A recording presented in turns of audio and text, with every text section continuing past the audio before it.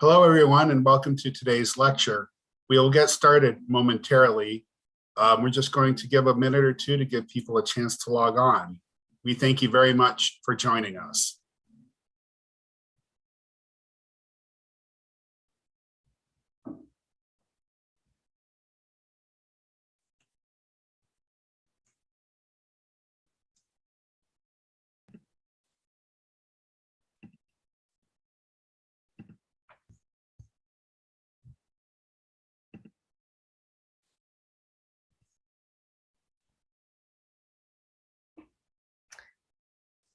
Okay, well, I'll get things going, and I'm very pleased to welcome Xuefei Ren to this virtual version of the Fairbanks Center, and I hope we can follow this up with an in-person visit sometime soon. Professor Ren teaches sociology at Michigan State, and she received her PhD at the University of Chicago.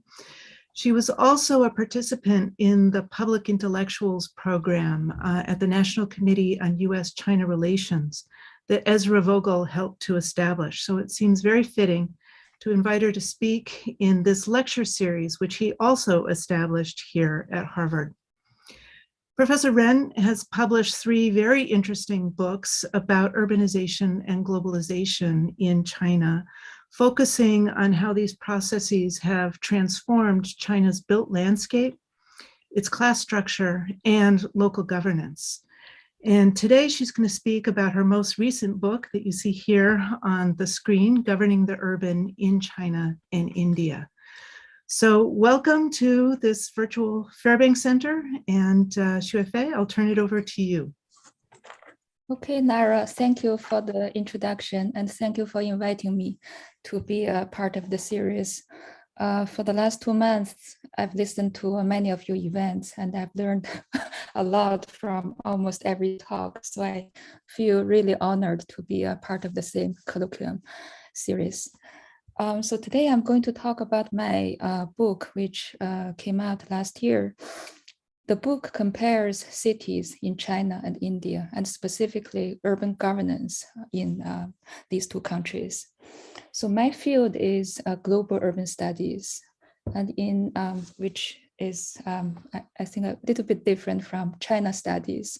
But I believe that in both fields, these 2 countries are frequently compared, China and India, for different people compare the 2 countries for different research questions. And if we read the literature, the scholarship on China-India comparison, you will see a clear trend, which is the focus of the comparison tends to be on regime types or political regimes. So a lot of people argue that the 2 countries are different because China is not democratic and India is, and therefore, for example, cities or urban policies work differently in the 2 countries. So part of the reason or motivation for me to start working on this project was to challenge that assumption a little bit, that which is all the differences between the 2 large countries can be explained by regime types. I think regime types, democracy versus non-democracy, can certainly explain a lot of variations, but there are other kinds of differences which require different explanations. So that's my entry point to the project. So, so first of all, I think I will just walk you through a brief overview of the different urban trajectories of China and India. Both countries have urbanized quite rapidly over the last 3 or 4 decades, but the driver for urban population growth has been, is quite different. So for China, I think all of you are familiar with the story. For China, the main mechanism or driver for urban population growth has been migration, and that has been the case since 1980s, early 1980s, for the last 4 decades. If we look at the most recent census from 2020, one of the biggest surprises from the 2020 census is migration has not slowed down. So the 2020 census recorded 55 million more migrants compared to the 2010 census, which is really a big surprise for demographers, because before the 2020 census, the social scientists relied on the national sample surveys. So China conducts 1% national sample survey in 1990, every 5 years from 1995. And then for each year, the country also does 0.1% national sample survey. So these are not census. So those surveys before the 2020 census suggested like a rapid slowing down of migration. So this, the numbers released last year are quite surprising. People have not stopped migrating, and 1 out of 3 people in China lives in a place where their hukou is not registered. So the big story is migration has been driving China's urban population growth for the last 4 decades. And for India, that is not the case. So the main driver for India's urban population growth has been natural population growth. So India has a much higher fertility rate than China. Not surprisingly, China had the one-child policy for so long, so its fertility rate is one of the lowest in the world. So there are 3 things that have been driving urban population growth in India: natural population growth, migration, and then in situ urbanization. So here I have 2 pictures from one of my fieldwork sites in India. It's a small town called Singer in the state of West Bengal.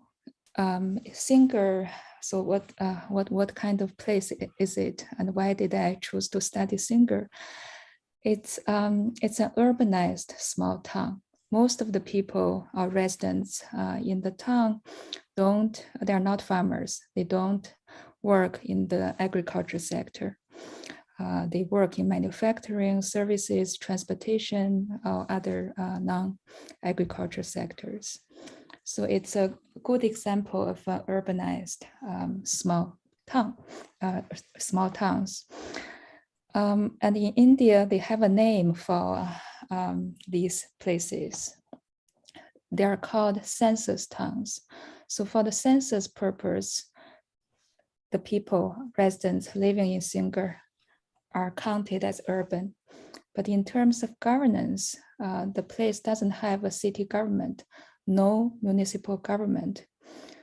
And some people estimate that 20%, at least 20% of India's urban population can be traced to census towns, which means 20% of India's urban population lives in cities that have no local governments.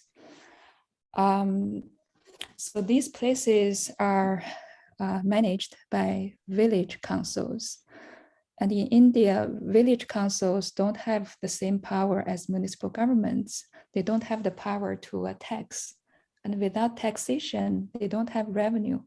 So they can't even provide the most basic services, such as street cleaning or garbage collection. So that's the census town phenomena is probably one of the biggest challenges for India. How can you run cities without local governments? And in the book, I discussed a little bit why the central and the state governments are so resistant or reluctant for giving or granting the municipal status to these places. There are all kinds of reasons. From one of the factors is the upper level governments just don't want to share power with localities. If they make a village or a town into a city, then it means the local leaders would have more power. So they perceive the relationship as a zero-sum game. If we give the locals more power, then we lose power as state governments. So that's one of the factors. So to summarize, for China, migration has been driving China's urban population growth.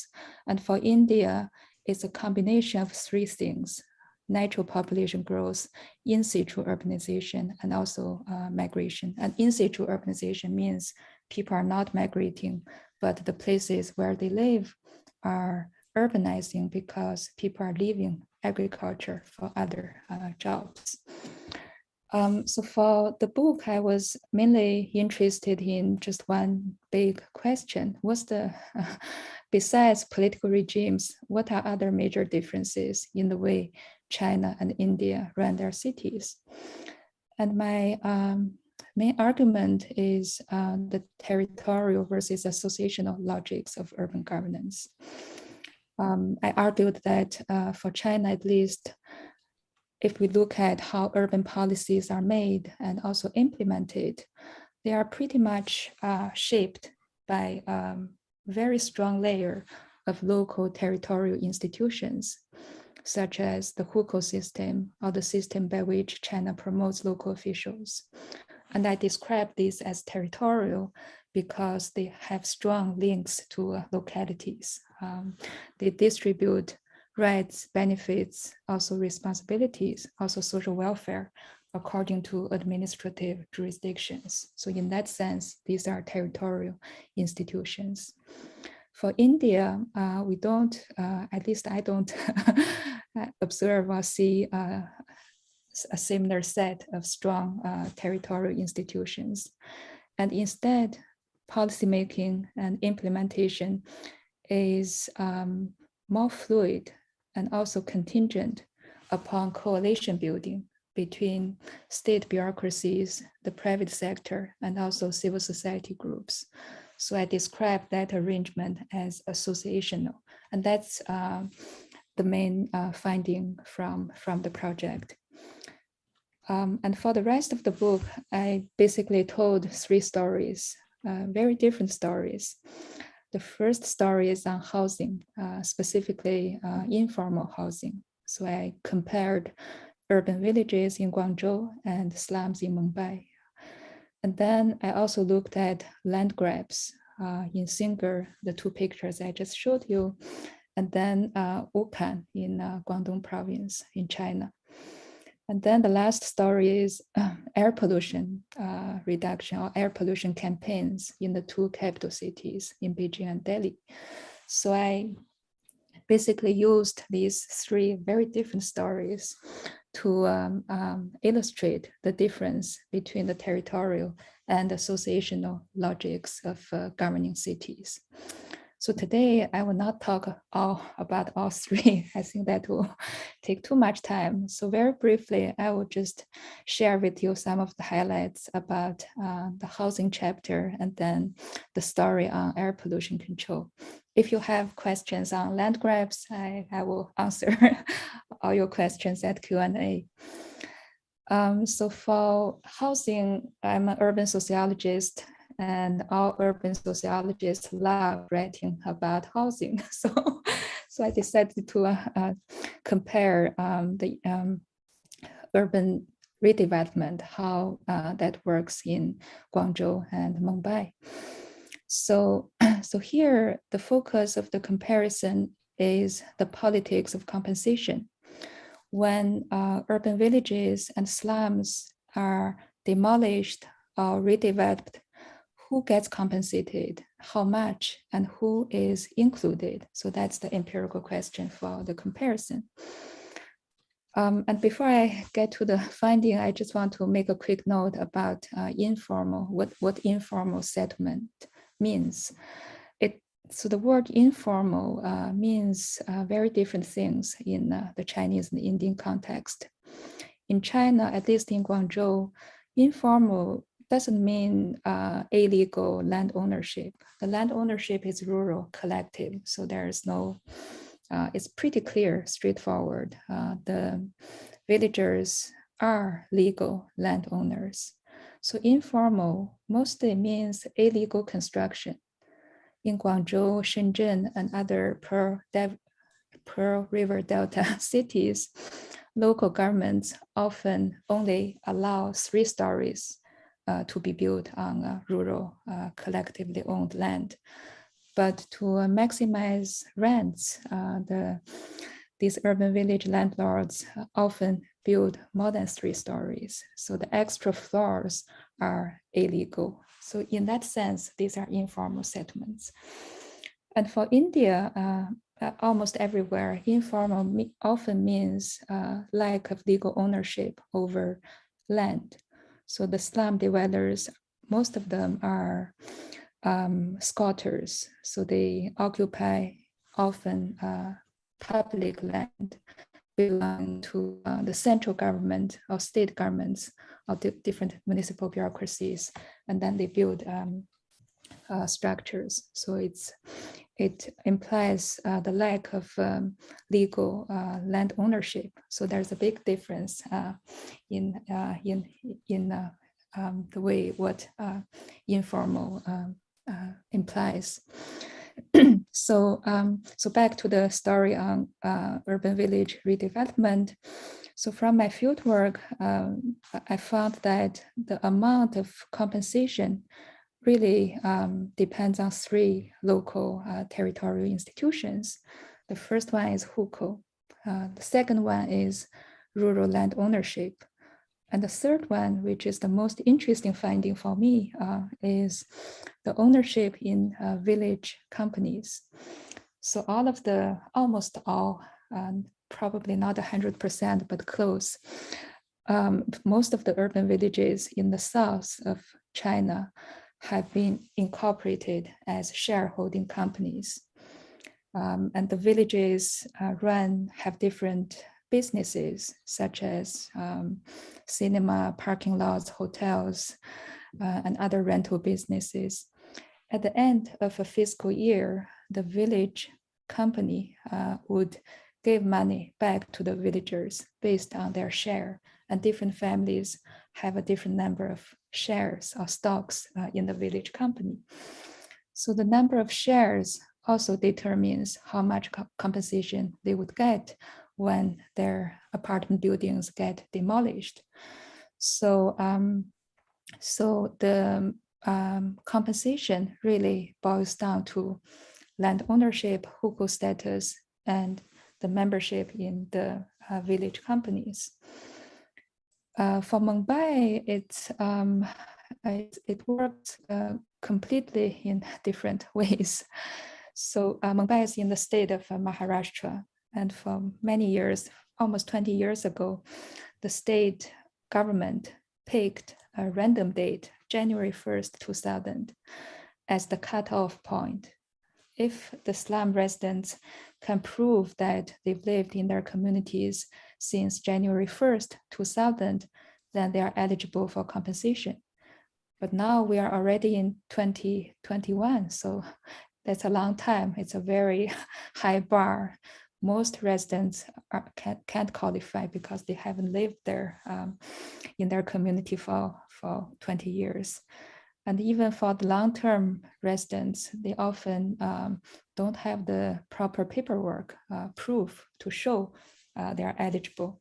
So therefore, slum redevelopment in Mumbai and also in other cities is very controversial because most of the slum dwellers are not eligible for any compensation.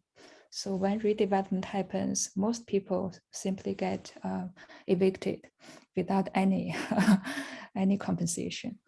So, but the cutoff point in the case of Mumbai is often negotiated between residents and the developers, and sometimes the state bureaucracies also intervene. So it is a hard, strict cutoff point, but if we look at the practices, the cutoff point often didn't matter for many of Mumbai's slum redevelopment projects. The developers sometimes would actually give compensation to residents because once they move, then the land is available, then they can quickly build and sell the new apartment buildings or apartment units at a market price. So it's a much more fluid situation. And in the case of Mumbai, the compensation doesn't depend on any local territorial institutions or authorities. So that's the story about housing. And now, very quickly, I'll tell you a little bit about the story on air pollution. And I think this is an even better illustration of the difference between the territorial and associational approaches to urban governance, in this case, to environmental protection. Both capital cities are polluted, but that's not why I picked these two cities, because the smaller towns in the two countries are often much more polluted than the two capitals. So I chose Beijing and Delhi because most of the legislation, clean air campaigns or legislation, 5-year plans or different local action plans, they often took place they were launched in the capital, in the two capitals first, and then other cities would follow what happened in Beijing and Delhi and draft their own plans. So for Delhi, from the early 1980s until today, the main actor in the field of air pollution control has been environmental NGOs, and they're different. There's not that many, but there's a few very powerful and resourceful environmental NGOs based in Delhi. And for the last 40 years, their main strategy has been mobilizing the Supreme Court of India, and then also different ministries and bureaucracies within the central government and also the Delhi government. And also they reach out to the private sector. So they, over time, for the last 40 years, they had different agendas or different goals for air pollution reduction. And each time they had to assemble a network of actors. Most of the time that network included the Indian Supreme Court. And then they tried to achieve their goals. And not every time they were successful. The biggest victory was in the late 1990s when they managed to persuade the government to order all the public vehicles in Delhi to change to clean fuel. So that's the biggest victory in the late 90s, early 2000s.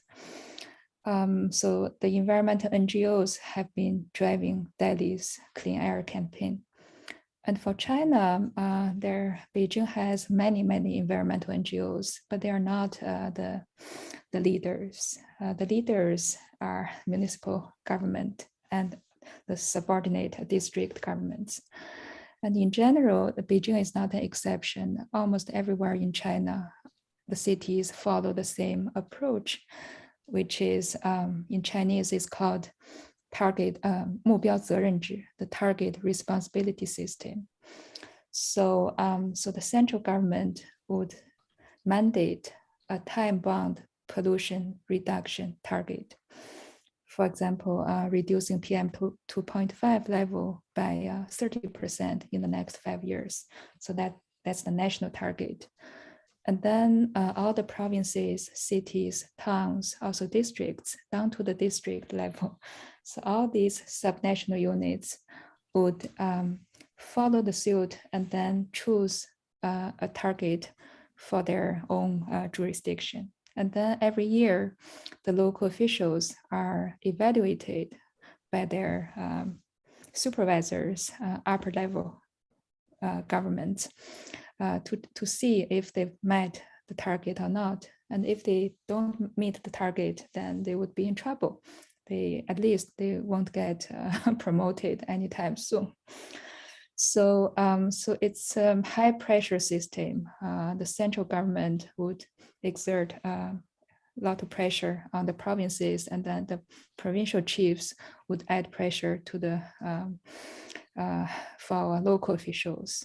So the local officials, they are held responsible for meeting air pollution control targets.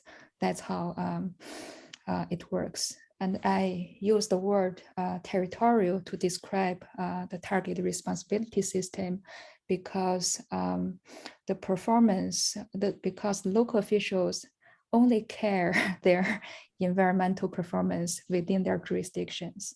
So for Beijing, they pay a lip service and they say, okay, we will work together with Hebei, Inner Mongolia, Shanxi, these surrounding provinces. But in reality, there is no incentive for the Beijing officials to really collaborate with these other surrounding provinces. And that's true for the Pearl River Delta and Yangtze River Delta.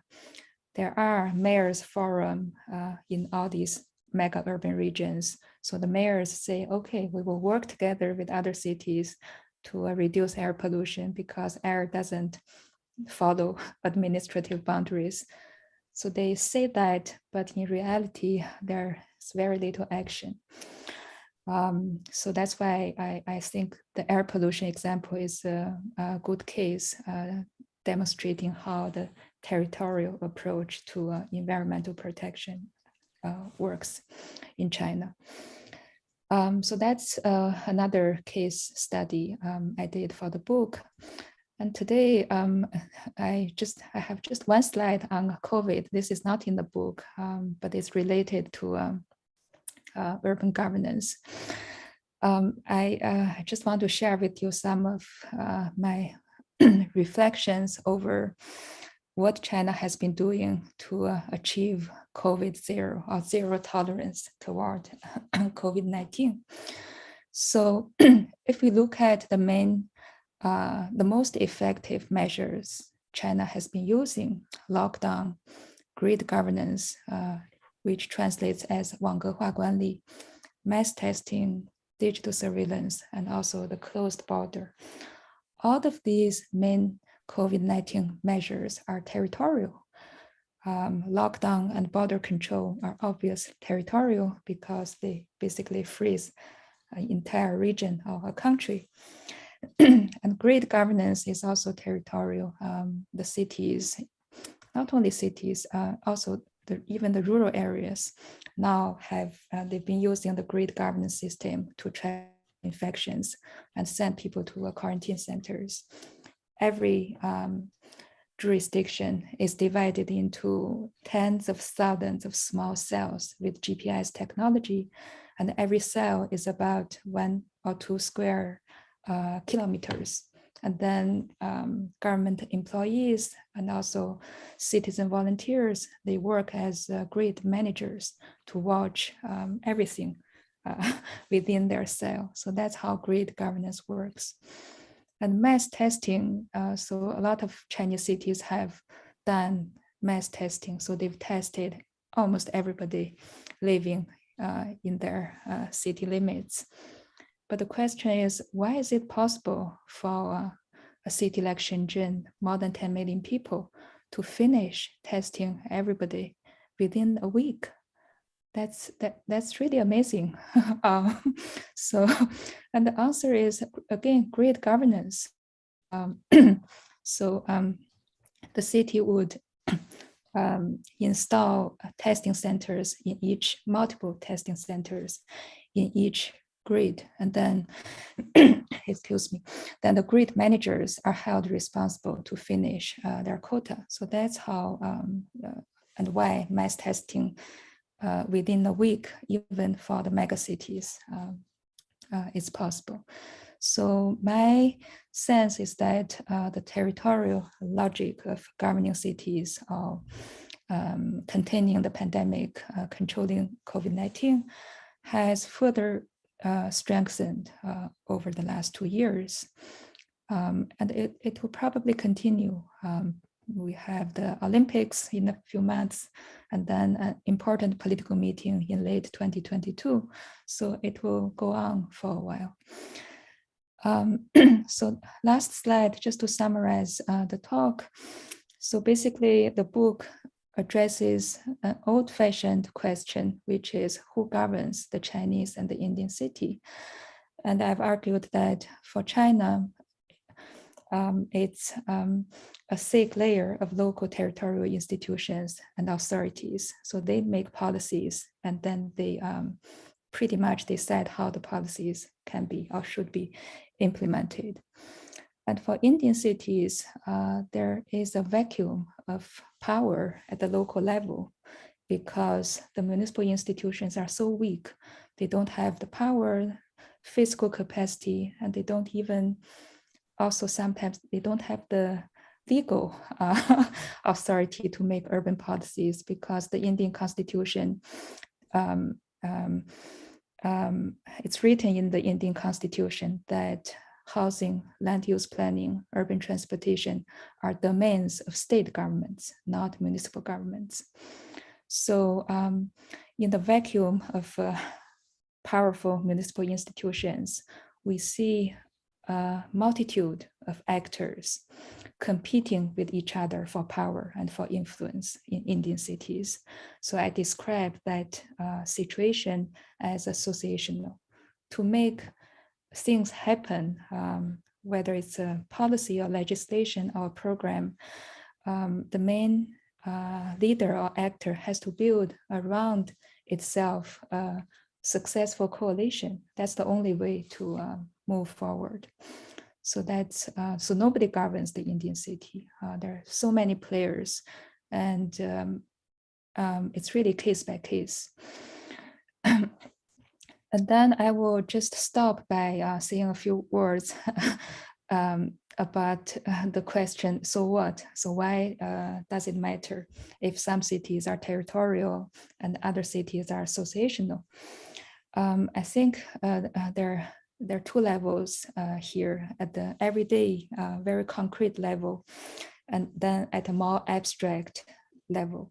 So for the everyday level, the territorial associational approach to urban governance really affects the way people live their lives in Chinese and Indian cities. So one good example is the COVID measures. There's nobody in China who hasn't been affected by China's territorial approach to achieve zero infection. And for India, it's a very different situation.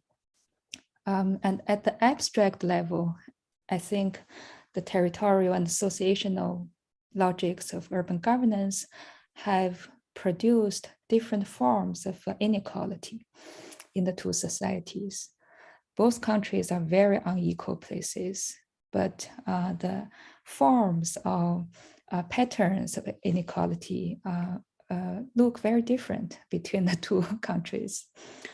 In China, inequality has a strong spatial or geographic dimension. For example, the widening regional disparity between the coastal provinces or between the top tier superstar cities, Shanghai, Beijing, Shenzhen, Guangzhou, and everybody, all other cities. So that gap is widening.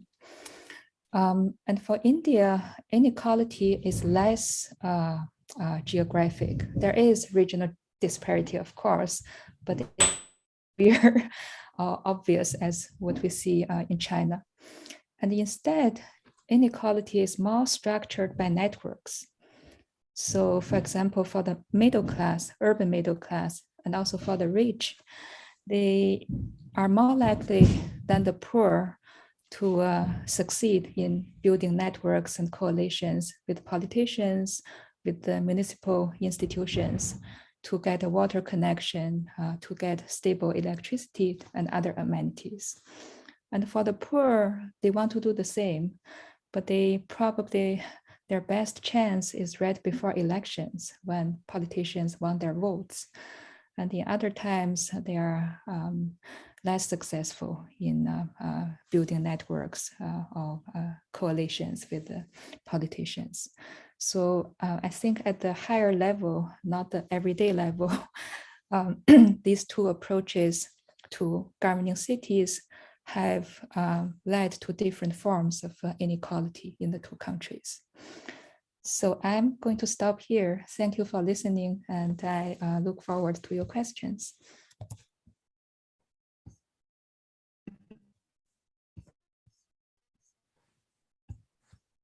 Thank you very much for a great talk, and all our participants can put questions into the Q&A box, and I will help Xuefei field those questions.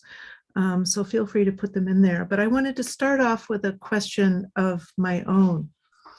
I think it was in your second book, you made this argument that India and other developing countries were learning the wrong lessons from the China model, particularly the Shanghai model, and that you thought that they were taking the worst aspects of China's urbanization strategy as a basis for their own policy. And so I'm wondering now, after you've done this extensive fieldwork and research on both countries, if you still feel the same way, or if you've changed your mind, or India has changed its approach to these policies. And I'm wondering what you think the two countries can learn from each other in terms of urban governance. Right, that's a very big question. I think the situation has definitely changed from the time when I wrote my second book called Urban China. The relationship between the two countries has become very intense. There was a border conflict not long ago, and some Indian soldiers were killed. And also, I think there's casualty on the Chinese side. I think in general, the attitude toward China within India has become quite negative. And I haven't been back in India for 2 years, but my impression is probably there's less willingness to learn from China. And also China has become so aggressive on so many fronts, and China has so few friends in the international community. I think it's not only for India, also for other parts of the world.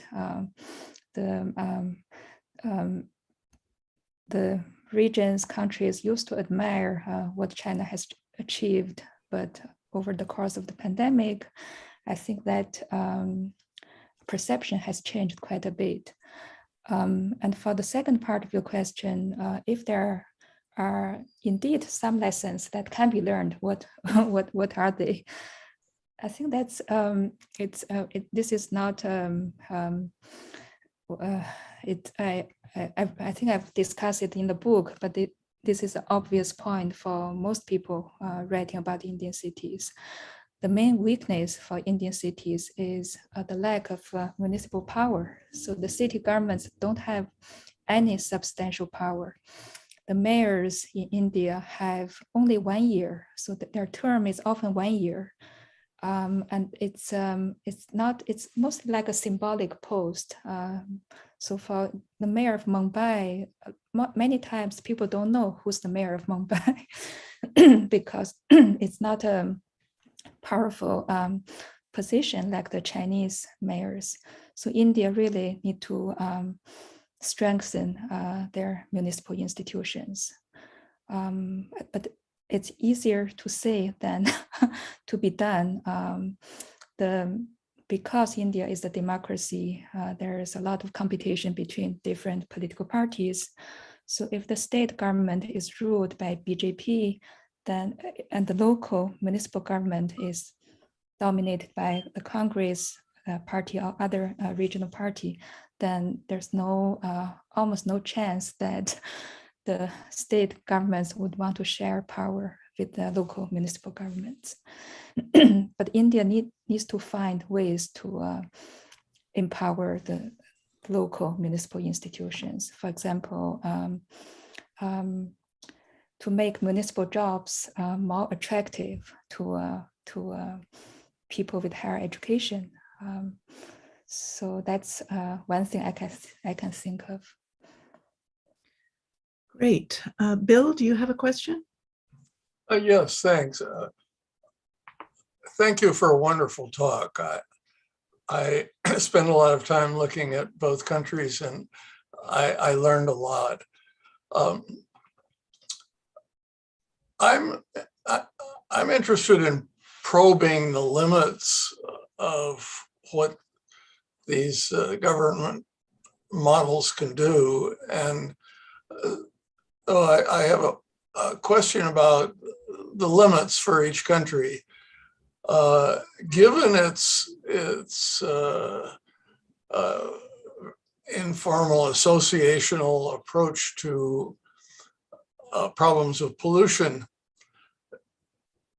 is the problem of cleaning up pollution in India hopeless? I look, for instance, at the promises to clean up the Ganges River. This was a big commitment of the Prime Minister, and nothing has happened. On the Chinese side, I wonder if the effort to totally control COVID means that China will have to close itself off for the indefinite future as we get new variants and you don't have as much of the population exposed. Are these limits for what these two models can do? Yes, I think there are severe limits for both models. So for air pollution, for example, I don't think the territorial mentality is helpful for reducing pollution in the long term. If there's no incentive for Chinese mayors to collaborate, work together with other cities, with other provinces, then China will not have blue sky in the long run. For obvious reasons, air pollution doesn't recognize city limits, administrative lines and jurisdictions. But that is actually very easy to fix.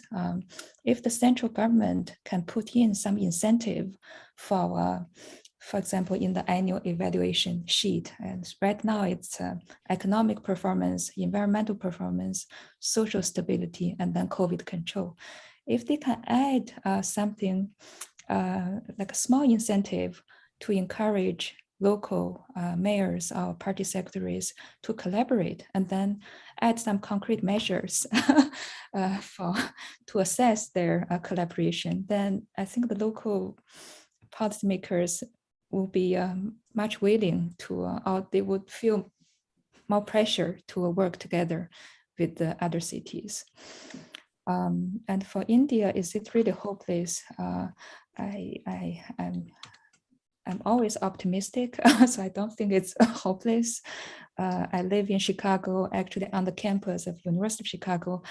I'm not affiliated with the public policy school, but I know that there are many professors, faculty, students.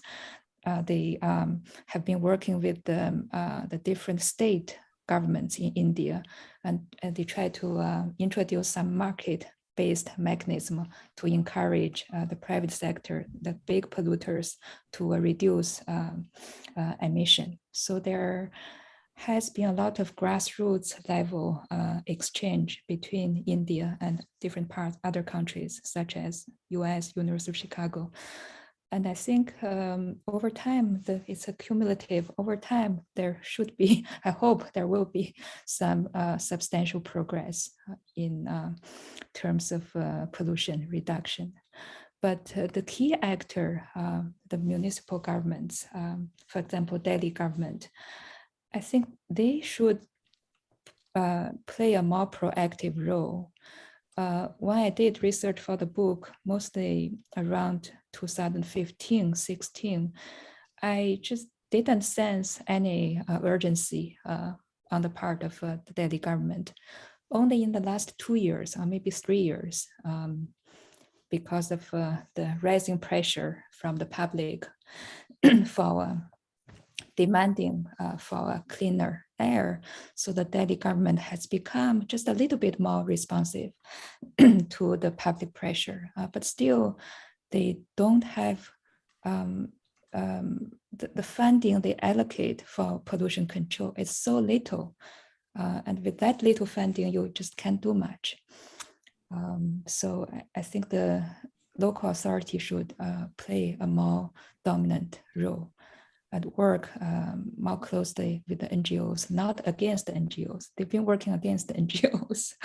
But thank you for your question. Great. Well, we have a question in the Q&A that sort of builds on Bill's question. Sam K asks, is it possible that a comparable level of lively contestation, negotiation, and competition between different societal actors and interests is happening in the governance of Chinese cities, but happening behind closed doors or inside the party itself? If so, how can your territorial classification account for this kind of politics? And how do you think that is different from the kind of associational politics that you saw, that you see in India? Thank you for another great question. First of all, let me say this. I think in both countries, you will find examples of both approaches of urban governance. Even in China, there are many examples of associational models or logics of managing urban affairs. And I can give you a small example. It's about mass testing, COVID test. So some of the testing sites in the south of the country, the Pearl River Delta, are actually located in village temples. So the point is people go to the temples and they all have big families. So it's by putting pressure on family members or relatives, so the local authorities hope to get more people tested as quickly as possible. So I think that's a great example of associational type of mobilization. But if we, so in both countries, we can find both types of urban governance. But if you ask which one is more dominant, I think very clearly the Chinese approach is much more territorial than the Indian approach. It's not an invention of from 1949. So in the book, I traced back some of the territorial institutions to the 13th century, to also to the Ming-Qing Republican period. So there's a long tradition of the territorial way of managing local affairs far before 1949. And I think that explains why the mentality or the system is so deep-rooted. So if something happens, then China would crack down on localities, close off neighborhoods, 小区, and then send people to conquer and control each cell. That's their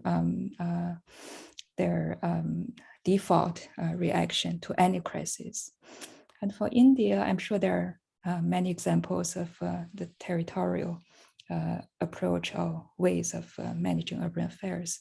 But in general, the territorial institutions at the city level are so weak, and that because they are so weak, that creates space for other actors, private sector, business community, journalists, activists to intervene and to influence policymaking. Thank you for your question. Great, thank you. We also have another question about how land is valued in the two places and how that affects the informal settlements that you saw in both places and the different kinds of informality.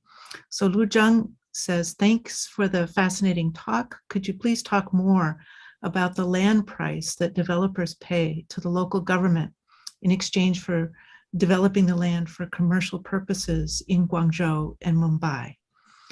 And then how are these land revenues distributed and used in the two different cities?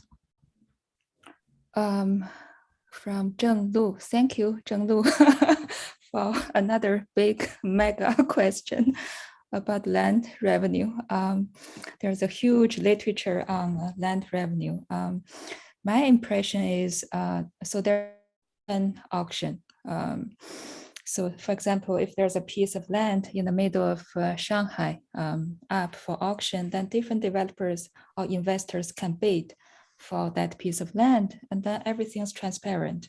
The land would go to the highest bidder. But that's one track, but there are other tracks which are probably behind the stage, behind the door negotiations. And I think there are multiple tracks for land transactions.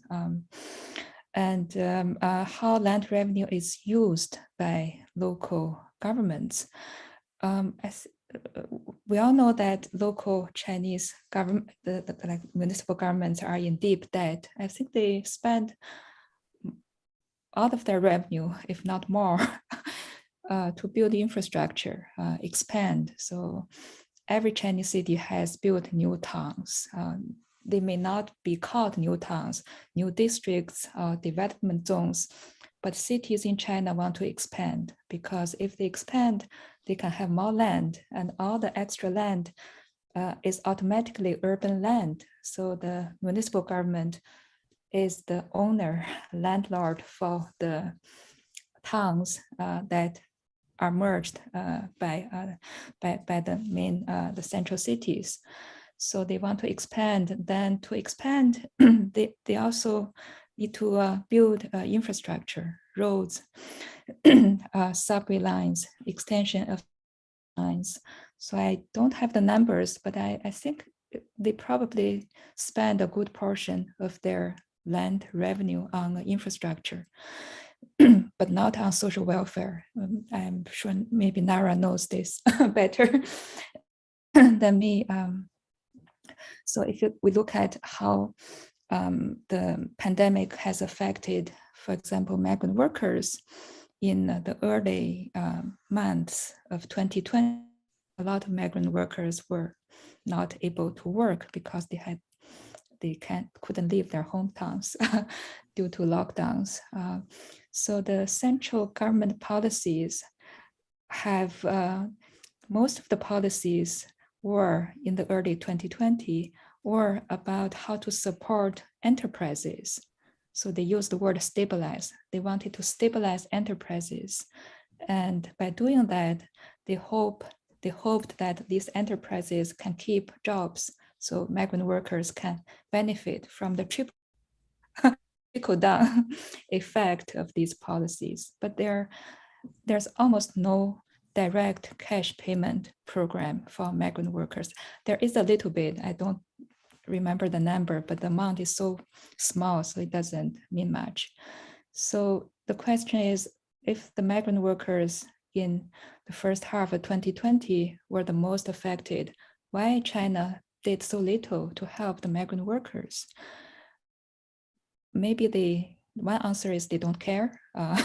They care more about businesses. But the more plausible answer probably is probably because they can't. The local governments don't have the money to extend, for example, unemployment insurance benefits to the migrant workers who lost jobs during those months. The figure, so over the national total expenditure, let's say it's 100%. So 85% of the national total expenditure was made by local governments. So it means if there are policies, for example, social welfare policies announced or mentioned top leaders, then the local governments need to implement them. But they have so many responsibilities, so they probably don't have the revenue to make it happen. So to come back to the land question, I think Zheng Lu asked how the land revenue is spent. I would say it's probably spent mostly on infrastructure, and very little is spent on welfare programs for the urban poor or the migrant workers. I don't know the numbers. I don't have the numbers, but that's my impression. Okay, great. We have another comparative question from Ran Mei. Says, thank you, Xuefei, for a great talk. For the past decade, there have been several mega sustainable city or green capital projects in China and India. What do you think are the key similarities and differences between these eco-city movements in China and India? Hi, Meiran. I can't see you, but I know Meiran very well. She's a student at GSD, and she's done some work for me actually last year. Thanks for the question. Eco-cities, what's the difference between China and India? Many differences. I think first, maybe the scale and the speed. So the eco-city initiatives or programs, I think of almost more than 10 years ago, if not 20 years ago. Some have failed, but a lot of cities, even the smaller provincial capitals, they use eco-city or other terms with the word eco for branding. So in terms of the scale, it's happening in China at a much larger scale, and also the speed of building, construction, implementation. And for India, I hear the word smart city more often than eco-city. But you are in the field of architecture design and sustainability, you probably know better than me. So a lot of the, China also uses the word smart city. And to be honest, I still don't know what's so smart about the smart cities. I think smart means digital surveillance. That's just my understanding.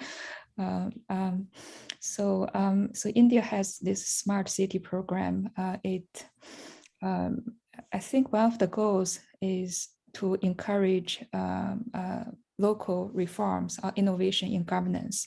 So, for example, if a small city wants to digitize their municipal website or different services, so people can apply for permits, not in person, but online, then they can get a small grant from the central government. But again, even for India, a lot of places have used the word smart city or eco-city to do other things. Many times when researchers go to the sites of smart cities or eco-cities, they find nothing. Just empty field. There's not even one sign. The smallest sign showing the smartness or sustainability. So that's my impression.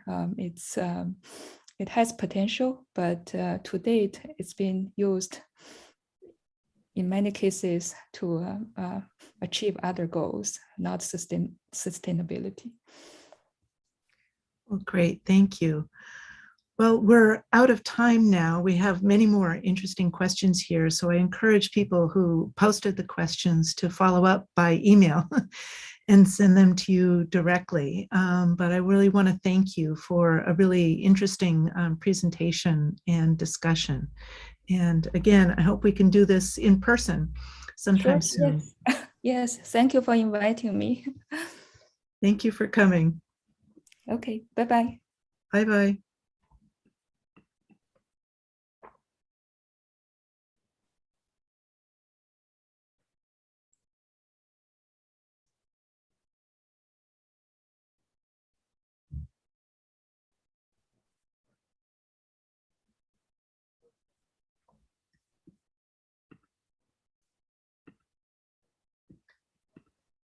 Is there anything else we need to do?